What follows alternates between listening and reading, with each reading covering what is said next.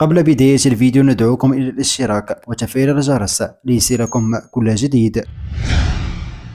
أفادت تقارير إعلامية بأن النادي galatasaray تركيا قرر تفعيل بوندسشيرا عقد الدولي المغربي حكيم زياش من ناديه السابق تشيلسي الإنجليزية بداية من هذا الصيف.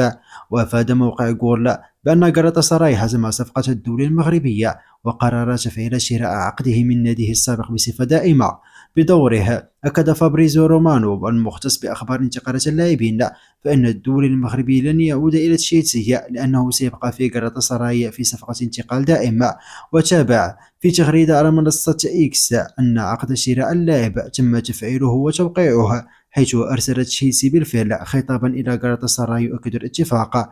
هذا وبصم زياش صاحب 31 عاما على موسم متميز مع galatasaray، حيث شارك في 21 مباراة منذ انضمامه إلى النادي الصيف الماضي، ونجح في تسجيل 8 أهداف وتقديم 4 تمريرات حاسمة.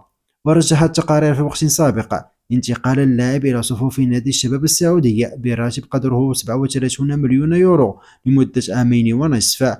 وقاد زياش نادي أجاكس أمستردام الهولندية خلال موسم 2019 إلى نصف نهائي دوري أبطال أوروبا، ثم توج لاحقا بلقب المسابقة رفقة نادي تشيلسي الإنجليزي عام 2021.